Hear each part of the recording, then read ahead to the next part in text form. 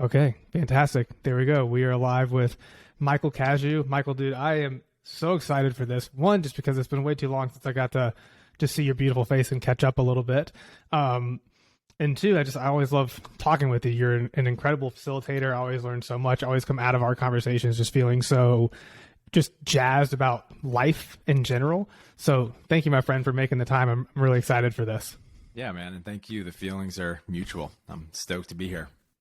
Excellent. So let's do this for the people tuning in who maybe have no idea who you are, have never heard of you. Can you give them just a quick elevator pitch on Michael Cazayoux, like who you are, what you do, and then we're going to dive kind of into that journey here throughout the episode as well, but just we can kind of frame it for people a little bit. Sure. Yeah, my name is Michael Cazayoux. I grew up in a small town in Louisiana. I lived there until I was 17, and then I left to go to drug rehab. Went to a couple different treatment programs, got clean, and for the next 5 years dedicated my life to recovery. Somewhere along that journey, I got into CrossFit, and I got really into it, as you know, and I would go on to win the CrossFit Games in 2012 and 2013 on a team. When I stopped competing, I stopped competing because I had a big back surgery. I had to get a lumbar fusion done. And at that time, I quote unquote retired and I became a coach.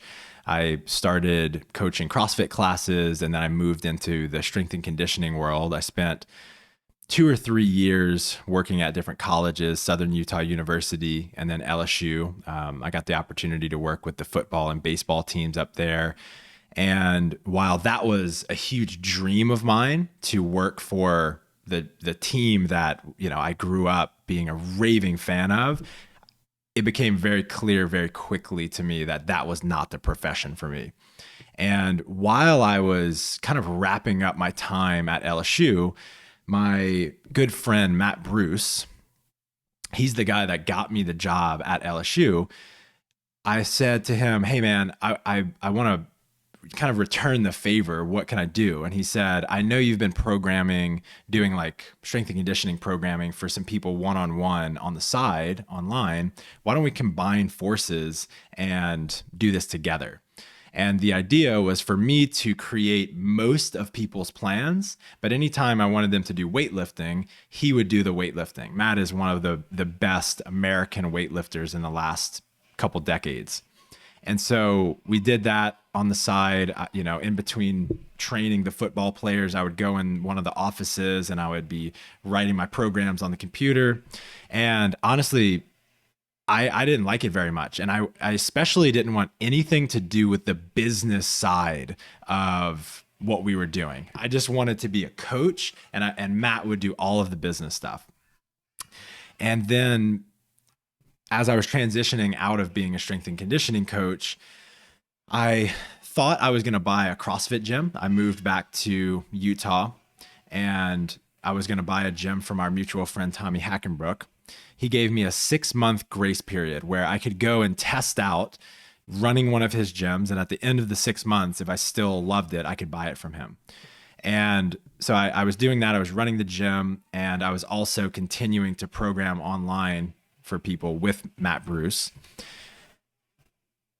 A couple months into that, I started using Instagram for the first time ever.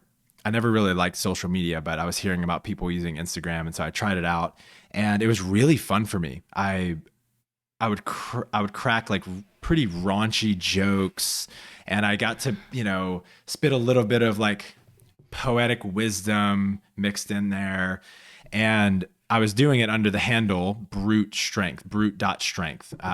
Me, Tommy, and Matt created a company called Brute Strength where we were programming together. And it was really fun, and it started to grow really quickly. And so it became really clear to me that the opportunity to impact way more people was there for this new online business than there was running a brick and mortar gym. I also loved the idea of having the freedom of when I want to work, where I want to work. And so within that 6-month period, I said, F the gym, I don't want to do that. And I went full on into Brute Strength. And Matt and I ran that company together for several years. It grew really quickly once I was fully dedicated to it. We grew a team of about 12 employees. And after 3 or 4 years, I decided I wasn't super passionate about it anymore. And so I sold the business to Matt to join my wife Adi at Working Against Gravity. And that is a nutrition coaching company in the same space, but obviously nutrition rather than just the workouts. And we were super, super passionate about what we did. I saw the opportunity to have a deeper impact. It felt like a deeper impact on people's lives than just their fitness. And so I really loved that. I loved the team that she had created, and I loved the culture of excellence that she had created. And so as a leader, I just grew tremendously. And we did that for another 3 or 4 years until we sold that business last May.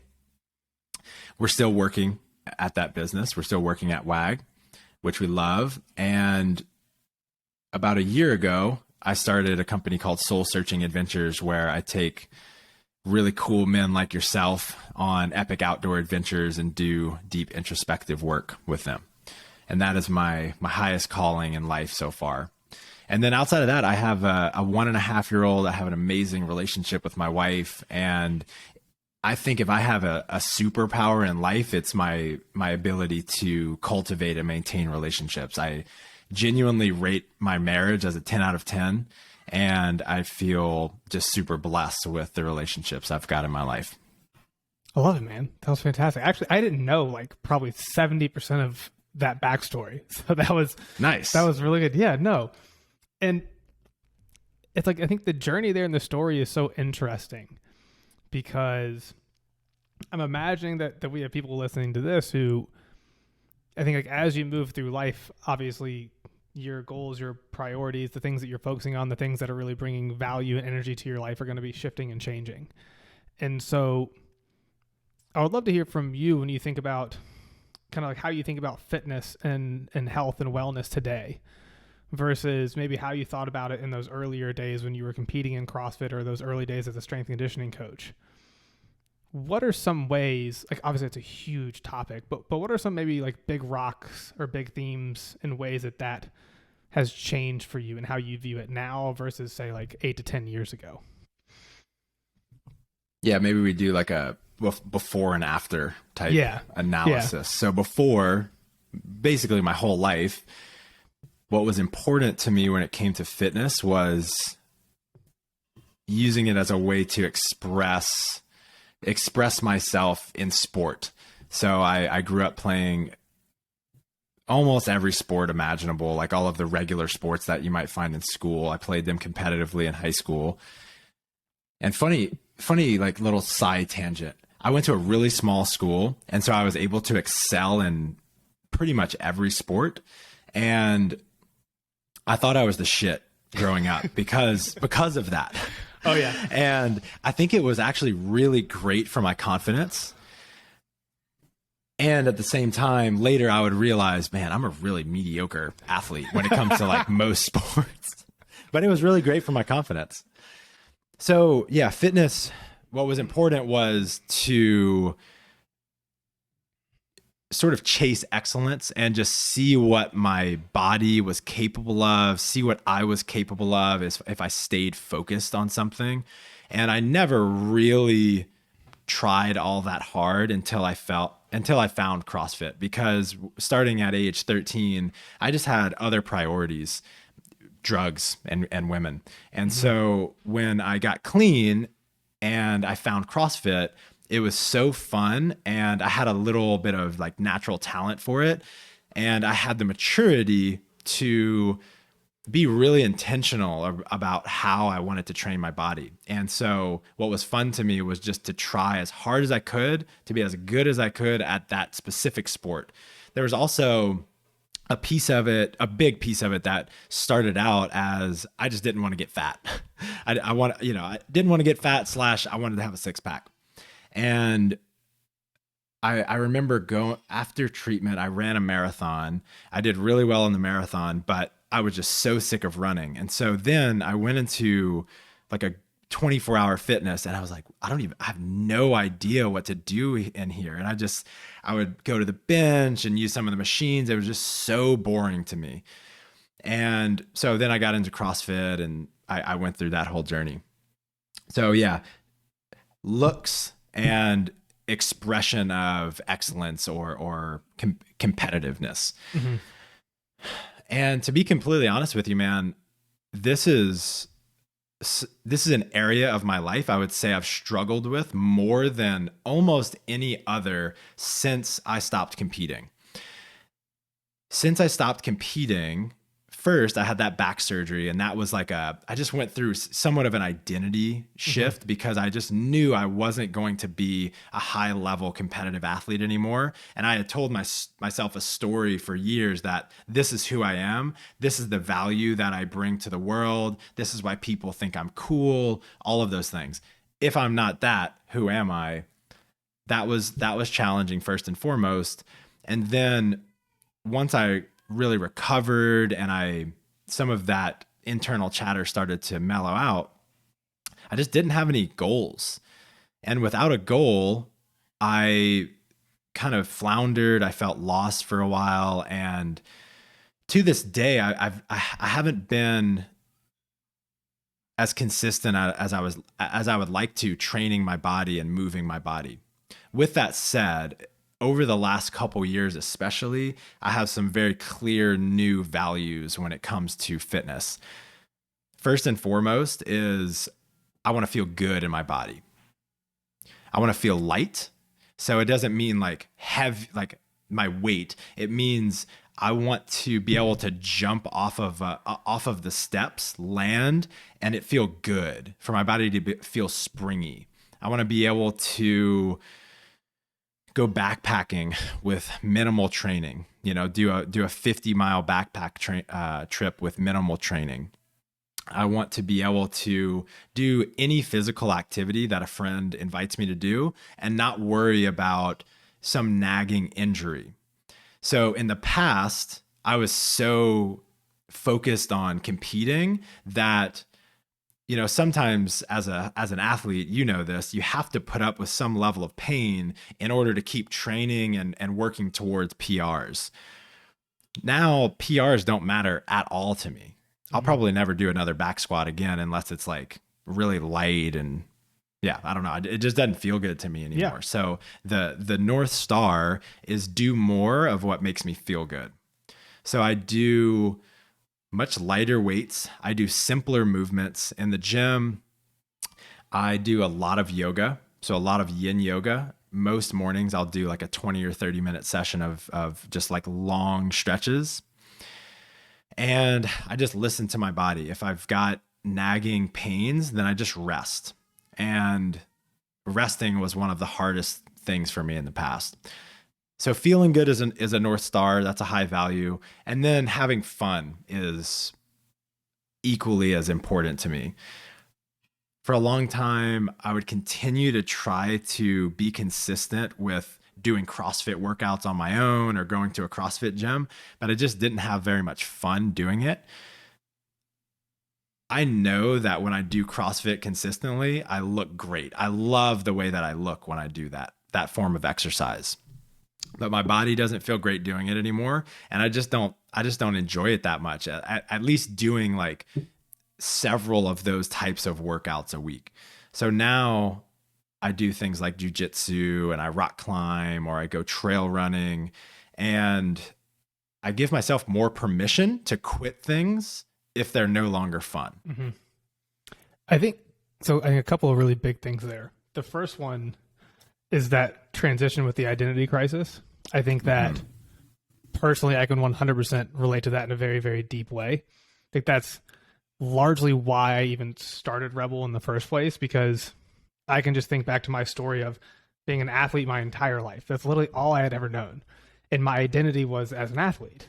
And then you go and you play sports in college, and then you graduate college, and it's just this Thanos finger snap moment where all of a sudden, who I've been my entire life, my entire identity as a human being, essentially, is just gone. It's like, hey, you've always done this. This has been your thing.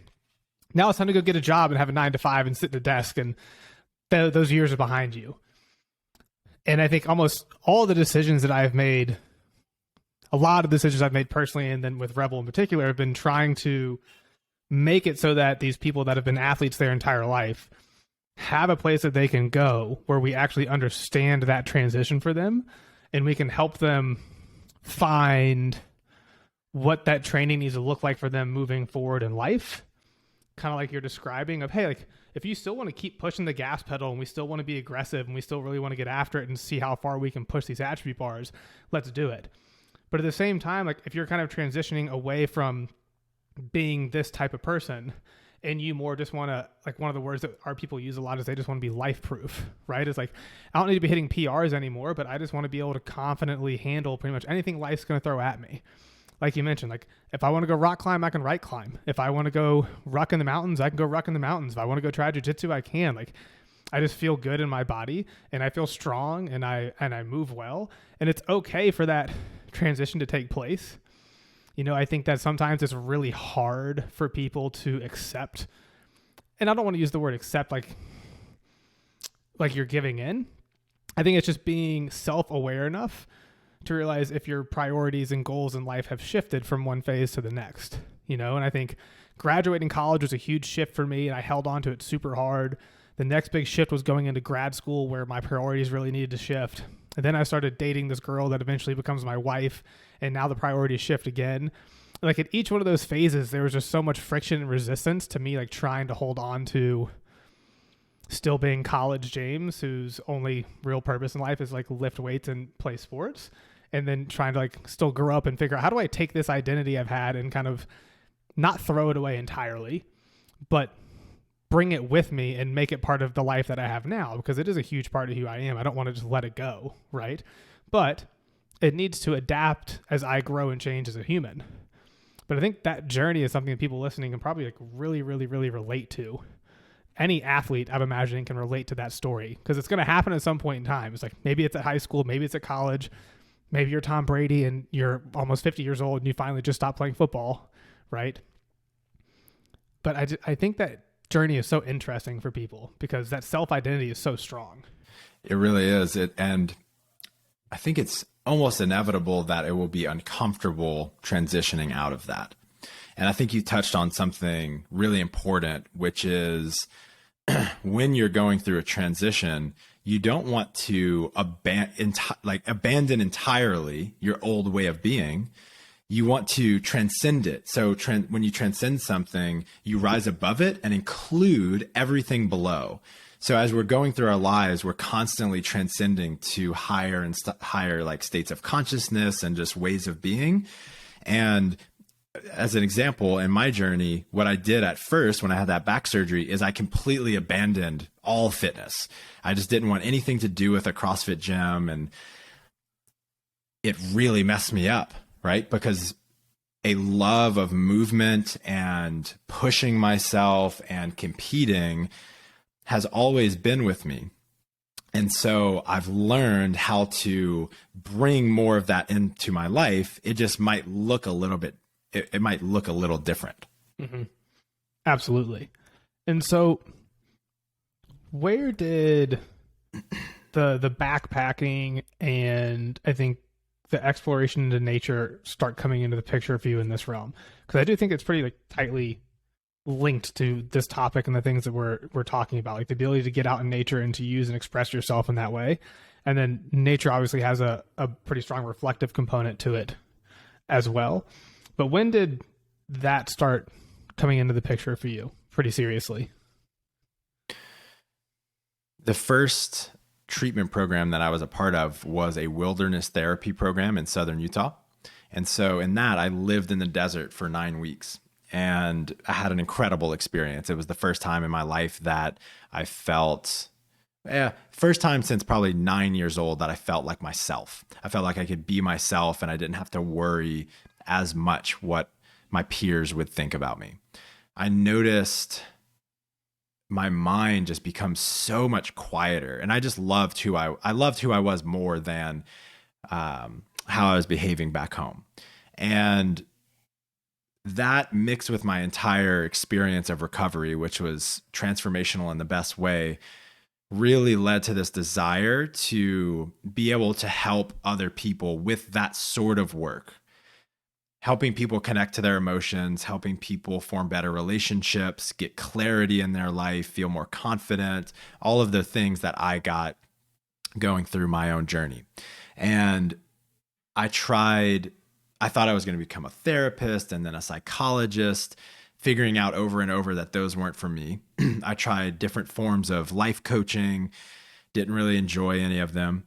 And then a couple years ago, I did an exercise where a guy had me write or draw on a big poster board what the most adventurous thing I could imagine creating in my career. And this idea for Soulsearching Adventures just like flowed out of me. And to your point, so yeah, the seed was going to wilderness therapy, and then the idea to mix coaching with that was that exercise. And a big component of it and how it relates to fitness is I'm a big fan of crucible experiences or just using physical challenge to gain insight in other areas of life. The SealFit Kokoro camp was a really big crucible experience for me, for example. 50-hour hellacious event where they just beat you down physically, and then they're constantly teaching you, constantly taught me different things about being a better teammate, what to do in your mind to get through the toughest physical endeavors. And so an element that I hope to bring to the trips is just beating people down a little bit physically so that they're more in tune emotionally and even spiritually. I think one of the things in this realm, right, because I've been on one of the soul searching adventures and it was unbelievable. It was incredible.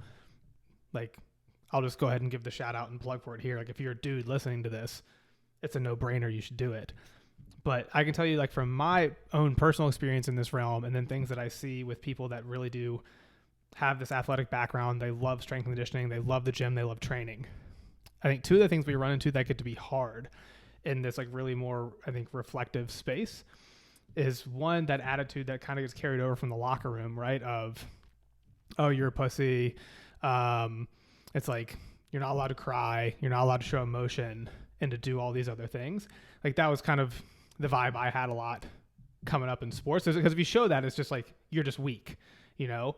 And so that's something that I'm still having to spend a lot of time working on for myself because I'm still not good at it. And then I think the other head of this a lot of times is like when we bring on new people and we kind of have conversations with them, and I'll be like, hey, like, so like, what do you do for fun if you're not lifting weights? And I just get this like blank stare of like, what do you mean? What do I do for fun? And I think like those two worlds are so like really interesting because we become so ingrained in them, especially that more emotional side. And I'm imagining that there are going to be some dudes listening to this right now who can totally relate to what I'm saying in that regard.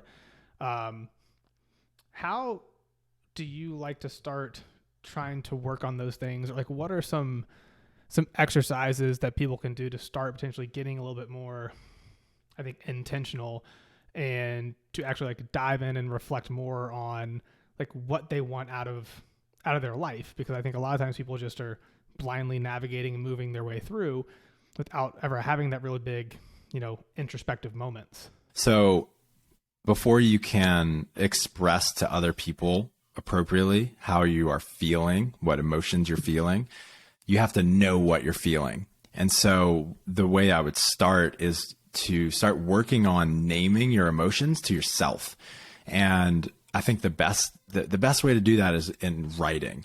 So maybe anytime or the next time you're feeling an intense emotion, maybe you're feeling angry at your spouse. After the situation, whenever it's appropriate for you to write about it, maybe just the later that night or the next morning, whenever you think about it, sit down and write about that experience. And you might start by saying, I'm feeling angry. I'm feeling angry because she said she would clean the dishes and she keeps not cleaning the dishes. And from there, just sit with that. Feel that sensation in your body. The clearer you can be about where you feel that in your body and if it has a shape or a color, the more quickly you're going to be able to identify it in the moment later. And then, especially with something like anger or embarrassment or something like that, usually those are like cover emotions for something deeper. So anger is often a cover for sadness or fear. Embarrassment, also fear. You might be afraid that someone is not going to want to be your friend or your spouse anymore for what you did that was embarrassing. And so what I would do after writing I am angry because is, and I'm also feeling, or what is underneath that is, and just finish that sentence and just see where it goes. So this is a practice of naming your emotions.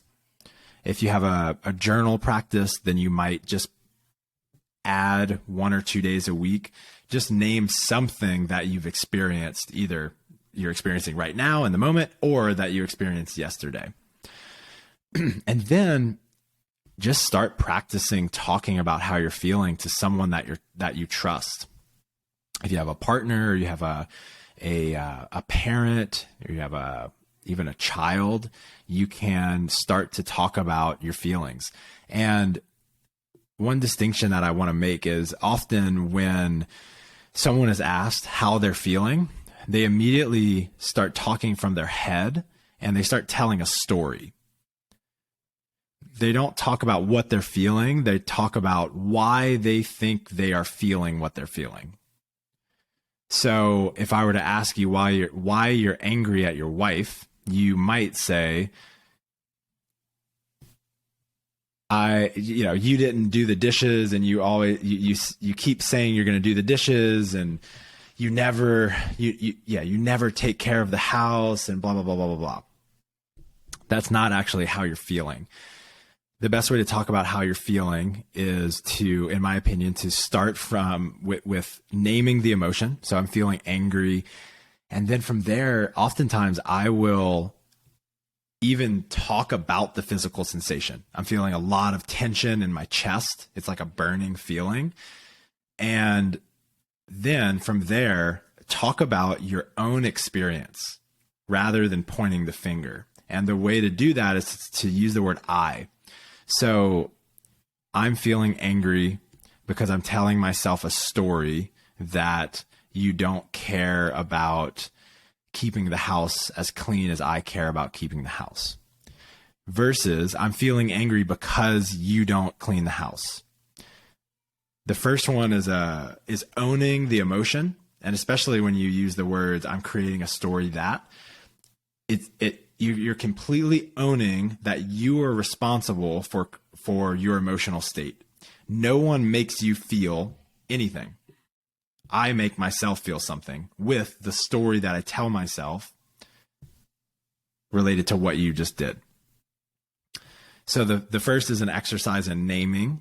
The second is just to start to practice with people that are close with you, and just be really patient with yourself. If you spent 30 years not getting in touch with your emotions and sharing your emotions, don't expect this to clear up or you to be an expert in this in a month. This sort of thing can really take years. And I suppose this is something that is a lifelong journey of staying connected and articulating ourselves well. Absolutely. Yeah, I would agree. As somebody who's been doing more and more work in this realm, with the soul searching adventure kind of being a big trigger moment for me to work on this stuff more, just like opening my eyes to it and being like, oh, I probably need to work on this so that I can show up and be a better human and a better person for my wife and my family and my friends and our clients, right? That's why I think those sort of moments are just so powerful for people. And I know that you mentioned that physical aspect and how I think sometimes if you do something that's really physically challenging, right, it can help maybe bring the barrier down a tad on actually having those types of experiences. And so with the soul searching adventures and the backpacking trips, if you can have the people that come on that trip walk away with, one thing, obviously you're going to walk away with a lot, but if you can have them walk away with kind of like one big moment, one big thing, what's the big thing that you're trying to deliver for them? A connection to their soul, a deeper connection with themselves. So a connection with the part of themselves that is wise as fuck. The part of themselves that has all of the answers to all of their challenges and problems in life. So that when they go back into their life, into their work, into their relationships, they're no longer looking to the next book or coach or whatever for their answers. They have found a place of strength within themselves. And they realize that they have everything they need to have peace of mind, to have integrity, to have confidence. That's what I'm trying to instill in people. What I love about that, to kind of, I think maybe try to bring this a little bit full circle, is I think that most of the time in this podcast and with what we do, we're always talking about more like a physical type of strength, right? Like your ability to lift more weight, your ability to have more muscle. It's a very physical outcome.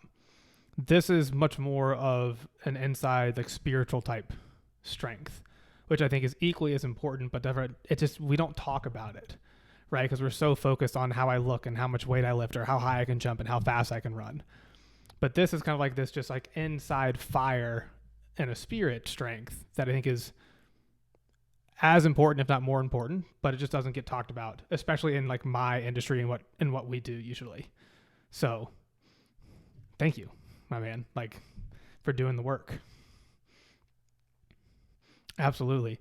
Let's do this. So for people that have listened to this and think like your story is super fascinating and they buy the fact that I told them they should go do it, where can they go to find out more about you? Where can they go to find out more about the soul searching adventure trips? I will say it's only for guys, potentially some co-ed things happening here in the future, but it's primarily built for men to go and have these experiences together. Exactly. So for the trips, you can go to soulsearchingadventures.com and read up about it. You can see more details on there and you can apply there if you're interested. And good ways to just, if you're interested in the conversation that we had and you want to hear more from me, I do my own podcast called the Michael Caz podcast. And then I have a newsletter, and that's my favorite form of self-expression right now. You can go and subscribe to the Friday Exhale at michaelcaz.com. That's Michael with an AE, CAZ.com, and you can subscribe there. Yeah, we'll link to both of those in the show notes for people. I will say both the podcast and the newsletter are fantastic. I don't listen to many podcasts regularly, and I don't read really honestly any newsletters anymore, but I actually read yours. Thank you, dude. Because I find it to be actually super beneficial in this realm that we're talking about, because I think it's incredibly important. So thank you, my man. Everybody, please go check out Michael, all the incredible work he has going on.